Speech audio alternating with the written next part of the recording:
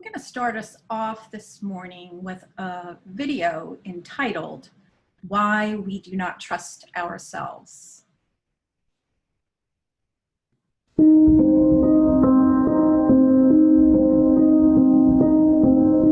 Few institutions would dare to encourage self-trust. Instead, most authorities teach us to become placid participants in various systems. They do not teach us to be happy. If anything, they underline the dangers of freedom and the importance of control. Because these notions are so common in our schools and churches, at the dinner table and on the evening news, we begin to learn what we think is a universal truth. We must hold ourselves together. We learn that if we let ourselves go, we will become evil, lazy, savage. We learn the importance of pressure and restraint. We learn to repress our genuine desires because they're incompatible with society's expectations. We learn that if we are not doing well in a school subject or a self-improvement plan, then we are not pushing ourselves hard enough. We learn that people who succeed are examples of this kind of pushing. We learn that those who stop doing something only because it feels wrong are lazy. Even people who oppose one institution's dogma often end up buying into another's. It is difficult to escape these teachings because they are so ubiquitous. Humans are pattern-seeking, storytelling animals.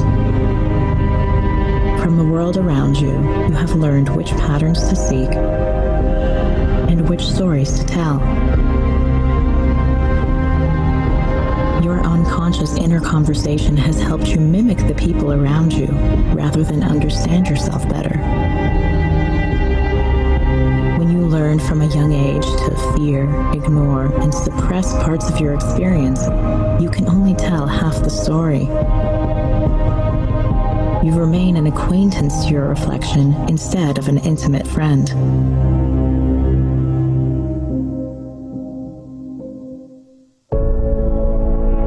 To live how you feel is right takes the same effort as to live how you're told is right.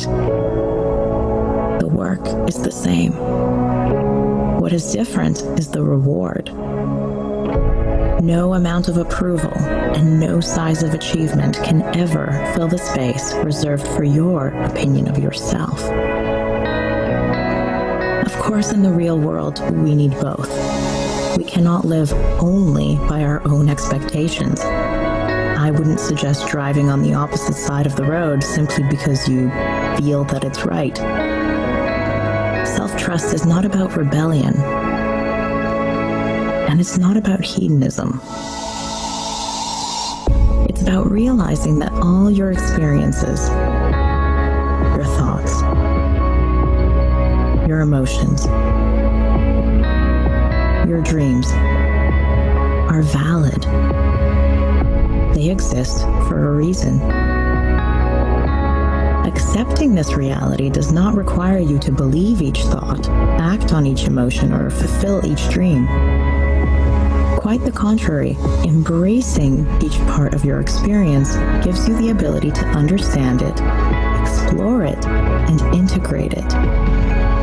Instead of labeling your emotions as problems to solve, you can see them as signals to interpret.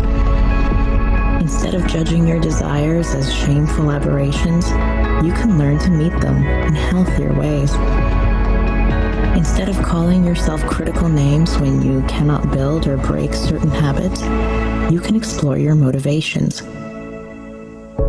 You can become a student of yourself rather than always seeking a wiser teacher.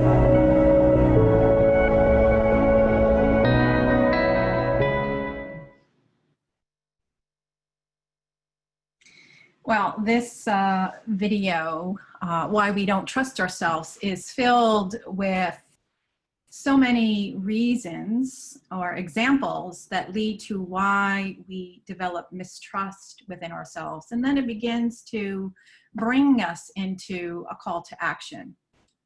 And so some of the ones I would like to explore together today that really struck a chord with me were that we are pattern-seeking, storytelling animals. Our unconscious conversations are used to mimic what we have been taught. That we suppress and ignore our feelings because they're either too inconvenient for ourselves or others that are around us. And we also have learned how to suppress our inner desires, and that too, because they are incompatible with those that we love or inconvenient, and also incompatible with society's expectations. And so we are on this exploration of trust, trusting ourselves, trusting in the divine, trusting in others, and trusting in the process of life. And today I'm looking at the cultivating of trust within ourselves, and next week we'll continue that process, and then we will move into other areas. So as we look at these three areas today, pattern seeking and storytelling, suppressing and ignoring our feelings, and suppressing and ignoring our heart's desires. So let us look at patterns. Like the creators of the video that we just watched, author Don Miguel Ruiz believes that once we enter this world, we begin the domestication process. We begin to take on consciously and unconsciously patterns of behavior. And what I mean by a pattern is ways of thinking, feeling, and acting that we string together, that we learn to utilize. Now, not all patterns are unhealthy. Some of them are quite healthy, beneficial, and empowering. When you learn the pattern, how to deal with feelings, how to understand what those feelings are all about, how to self-soothe when we're in the midst of chaos and turmoil and things are out of control around us. And we learn the pattern of grounding our body, whether it be tapping, breathing into our heart space. So there is a healthy pattern. And being in this world, but not of us, as we navigate between our humanity and divinity, there are some very helpful patterns that we need to embrace. Like the example, not driving on the wrong side of the road, or yes, we are divine, but we also wear a mask, wear a seatbelt. And so we engage these patterns because we have learned that they help us survive when we are babies, how to get our needs met. We have learned how to cope, some of them unhealthy. And we've also learned, unfortunately, many times, love is not always freely giving, it's conditional. So we learn the patterns of how to seek for love and approval. And we also learn the patterns of how we can get what we want and how to avoid at all costs what we don't want. And so I just want to give some examples. I gave an example of a healthy pattern about learning how, when we're in distress, how we can learn to self-soothe and center ourselves. And I just want to give a few of unhealthy patterns that might be showing up. If you are in, maybe there is some dysfunction, and we all have some kind of dysfunction, part of the human experience. But let's say there's a lot of chaos. Maybe mom is depressed, or maybe one of your parents have a alcoholic tendency and things are crazy. And so we learn, okay, I don't want to upset the apple cart, so to speak. So we may learn the pattern of becoming invisible, being that good little girl. And that pattern often continues throughout our life. And other patterns, instead of maybe becoming invisible, maybe we learn that in order to get attention, to get the love, that we need to act out loud, be aggressive. Maybe the pattern we've learned is never tell the truth, because if you do, there will be consequences, because your feelings were never validated, or maybe they were not in alignment with you. So we learn, and I think we know lots of people, and maybe it's within ourselves, so we just don't tell the truth. Then we also learn the unhealthy pattern of guilting, blaming others, or cajoling, sweet talking others to get them to do what we want them to do. I want to just give you a little example. When I was teaching, I always get lots of examples from that. So there was this young boy who had the pattern of seeking attention by acting out loud. And it was, what he used to do is all through class, he would make animal noises. It would be bird sounds, barking, meowing, mooing, on and on and on. And this was when it was an 8th grader. So one way, you know, that pattern was how he got his attention. And it was also a pattern he learned to avoid dealing with, because I taught reading, something that was very uncomfortable and something that was difficult for him. So one of the things I breathed into as I was trying to conduct class was, I said to him, hey, you know, apparently you really love to make animal sounds. So why don't we make a deal? After you know, I put a timer. First we started with like 5 minutes. And after 5 minutes, you can make 3 animal noises of your choice. And then eventually we moved to 10, and then we moved to the end of the class where I would give them a whole 5 minutes. And it actually worked. So again, just looking and knowing the patterns, not judging them as right or wrong, can be very empowering and helpful in our lives. And these repetitive patterns are very closely linked with storytelling, the narratives that we tell about ourselves and others. Now, not only are these happening to us, you know, we are also projecting and doing it onto others. And as we become mindful, we can really become self-aware. So I wanted to share a quote about storytelling from the 4 Agreements, written by Don Miguel Ruiz. And he says, before we were born, a whole society of storytellers was already here.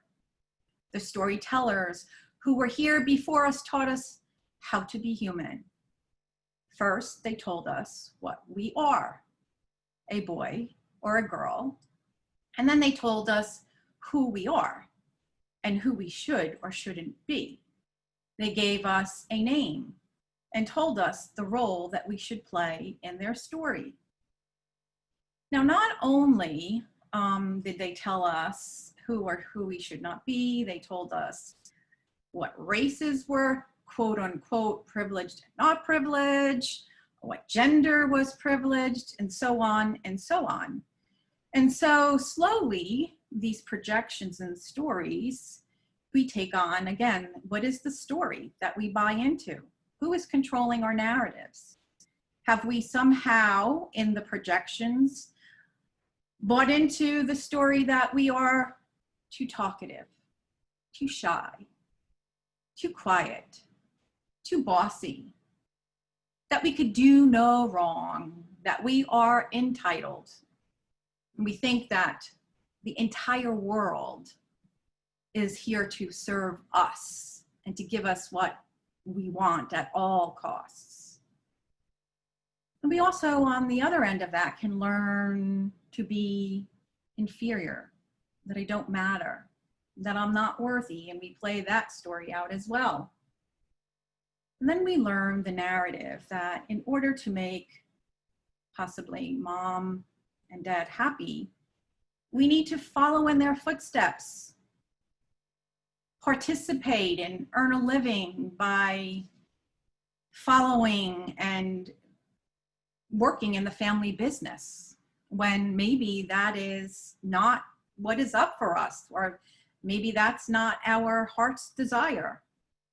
And all too often too, we see that in order to make mom or dad or caregivers happy, that we must live out their unfulfilled dreams. You know, maybe dad wanted to be a pro football player or a famous singer. And so we began taking all of these classes and trainings and coaching because it is what's most alive in the hearts of parents. Now, I'm not saying that sometimes there is an excitement and an enthusiasm, and that is alive, but other times it is done because we want to have their approval and love and do not want to disappoint them. One of my students that I had when I was teaching high school, the family business was insurance. And there was a lot of pressure on this young man to follow in the family business. But number one, it wasn't where he was wired. He didn't like mathematics and numbers and all of that. But where his heart sung was when he had his hands in the dirt.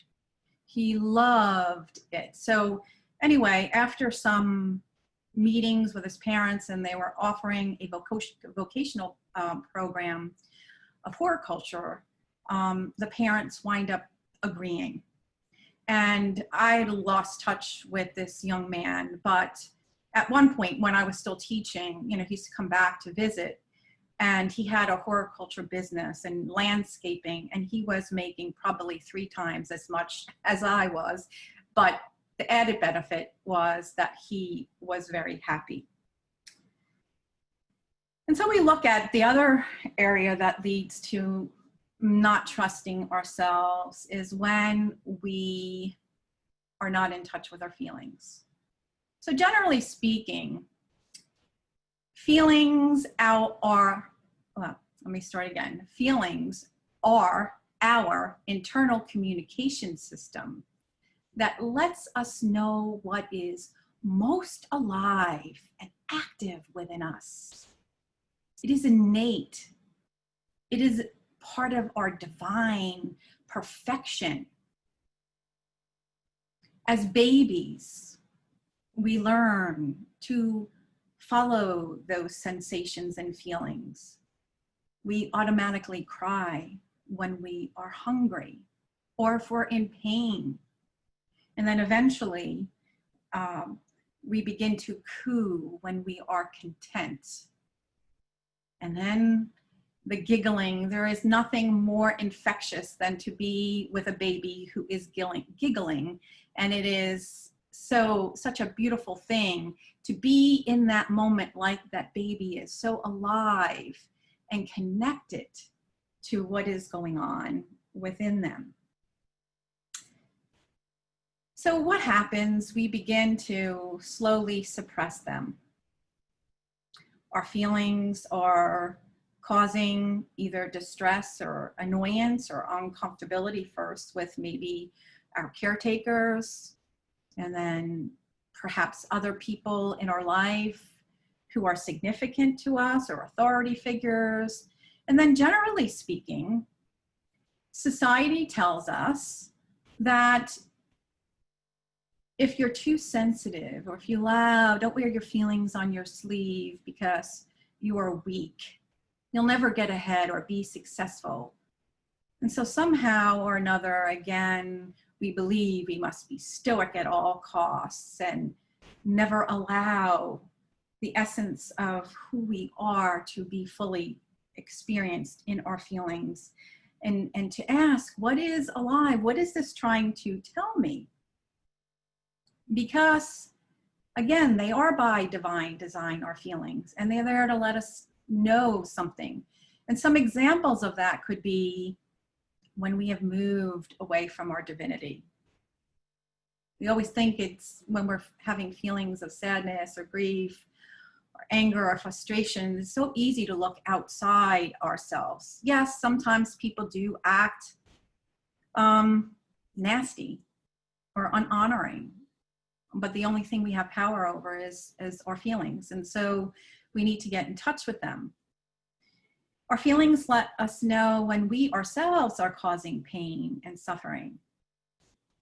When we are feeling despondent or disappointed or lacking motivation because maybe we're eating something that doesn't agree with us over and over again, and we will get those signals within us. They also could possibly telling us when we are squashing our spirit. Boy, oh boy, was that happening in my first marriage.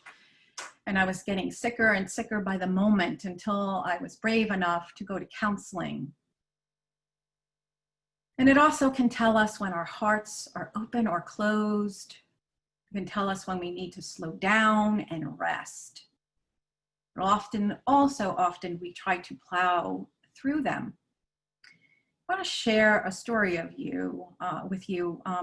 When I was finishing up my licensed Unity teacher program, and there was a graduation ceremony at Unity Village, the ceremony ended with this musician. I don't remember her name, but she had such an amazing voice. But the words of "I am that I am" really touched me ever so deeply, and my heart was so open, and I began to cry.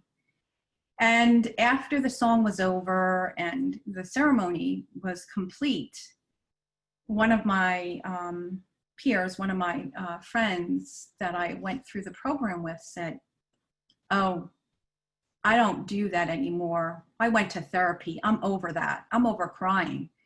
And in that moment, I took a deep breath, and because my whole life I was told I had to work through that whole belief that you're too sensitive, you shouldn't cry, what's wrong with you for feeling that way? And I'm sure I'm not alone with that. And in that moment, I took a deep breath and I said, you know what? I don't need therapy. That song opened my heart so much and touched me. The beauty of that woman, the truth of those words filled me, and these tears are about beauty. And so, no, thank you. I don't need therapy. There was a little bit discomfort, but it was really important. In that moment, I knew something was being projected there, and I knew it was connected to an old story that I had. And in that moment, I was able to recognize it, name it, and say, no, thank you. And so now we move into also what leads to mistrust is that when we're not in touch with our desires or we suppress them. And the reasons why we suppress them or talk ourselves out of it is because maybe others do not approve of them. Just like the example I gave about that young man who did not want to work in the insurance business. They may be inconvenient. The messages we get, the callings we get may be inconvenient to ourselves and or others. I have shared that, you know, when I thought it was time for us to move recently, and I kept getting the message, move in December, move now, move now. I was like, this is crazy, but I kept getting it stronger and stronger. And it wasn't until afterwards that I get, like, had I start thinking about it in January and February and looking, we would have been in the middle, like close to the pandemic. And there were so many blessings why we are here and not in that other space. We also suppress our heart's desires because we forget who we are. We forget that we are powerful. Yes, we have these very difficult human experiences, but all of those false beliefs stories that we take on in our experience, we cloak ourselves in our identity and we forget that we are divinely powerful. We also may suppress them because we might be frightened about taking risks. Many of us, like myself, sometimes do not like the unknown.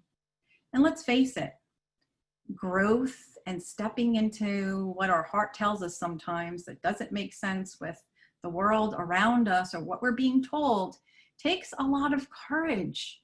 And it also asks us to step into uncomfortability. And if I'm honest with myself and you're honest with yourself, we don't always like being uncomfortable. We like our safety zones. And then lastly, we all too often are afraid of failure, that word. Instead of looking at that everything in our lives, even those missteps or things that don't work out quite like we thought, always bring us to a clearer understanding of what is most alive in ourselves if we are open to look at them instead of condemning them. So in the video, it ended with that call to action, right?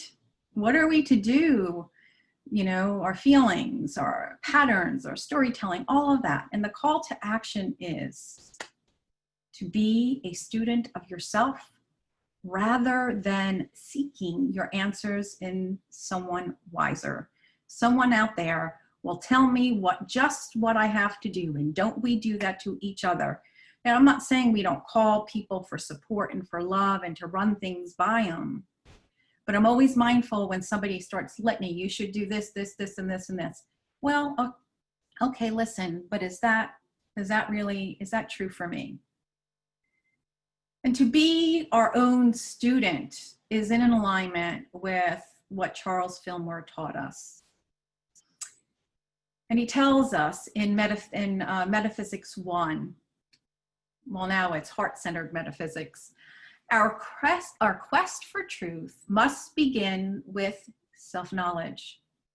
Our first step towards spiritual enlightenment is the awareness that we have an inherent knowledge of the truth about ourselves. Know thyself. Know who and what you are, where you came from, what you are doing here, and where you are going. And he says, you know, like in the first paragraph, that it is the first step. Self-knowledge is the first step in our enlightenment. And he even goes to say that we can never reach Christ consciousness if we are not self-aware. And so that self-awareness is that walking between the worlds, right? Not poo-pooing our humanness, not pushing it away, making it bad, you know, disowning our bodies and all those things. But the who of who we are is our personality selves, that which we create through the stories and the patterns and suppression, and also the positive patterns. And the what of who we are is our divinity. And always being clear of what aspect of ourself is driving the bus when we're making a decision, when we are exploring our feelings, and when we are stepping out in all that we do. So let's take a deep breath. I know I covered a lot and some of this is familiar to you, and so it's a review, but I know with a lot of teachings, I need to hear it over and over and over again. And for some of you, maybe it's new or brought you a little deeper. So before I come to close, I just want to give us a little summary of a checklist to how to cultivate some self-trust with ourselves. So first, we looked at identifying unhealthy patterns and stories, ones that no longer serve us. We can do that through journaling. And if we find ourselves in the same relationship, being too busy to take care of ourselves, always putting ourselves last, or always trying to control others to get what we want, we might want to, and we're having the same outcome, we might want to take a look at that. And so we begin maybe journaling about it. And then I invite you to develop an emotional IQ. Emotional intelligence. This is a society that believes in our intellect is everything. but everything within us, and especially our feelings and our emotions, are powerful, and they have something to say with us. So start to notice, you know, what's alive in your body. If your face is red, am I angry? Start to name them. And if you're someone who does not have a very wide emotional vocabulary, you can email me and I can send you a list of feelings. And it's very powerful to really identify what's up for you and to know, you know, what you feel like is your next step. And to really know the difference between a feeling and a thought. Again, we're so wired into the intellect. So an example of this would be this. Let's say your brother never shows up when you have, when you agree to get together. And so you say to me, you know what, my brother is a real blankety blank. You know, he never keeps his commitment. And I say to you, well, how does that make you feel? And then your reply is, I feel that he doesn't care about me.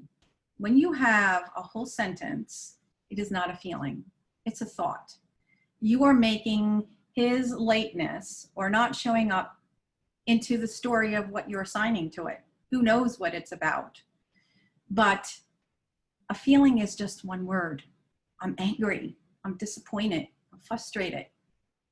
And then when you get into those feelings, you can decide, well, what is your part in this pattern, this dance that you two are doing? You can say, if, you know, I'm just not going to make any more commitments with them, or I'm going to make a commitment and then I'm going to have a plan B, acknowledge my family, my feelings, and move on. And then lastly, what we talked about was uncovering and living your heart's desire. And again, that requires stillness. That requires going within, breathing into your heart, allowing what to come up to surface. Meditation is really, really good with this. And maybe asking yourself, what scares me? And why am I, you know, maybe I'm pushing this down because it scares me. And just ask yourself, how can I break this down into one small, sweet step? So next week, we're going to be talking about the lies and truths and how that develops into mistrust. I just would like to close by sharing this with you. When you begin to disengage your energy from patterns and stories that disempower you, and you are willing to allow your feelings and heart's desires to be expressed, you begin to move, as the video tells us, from being an acquaintance of your reflection to being an intimate and trusted friend. Blessings of love and light from my heart to yours.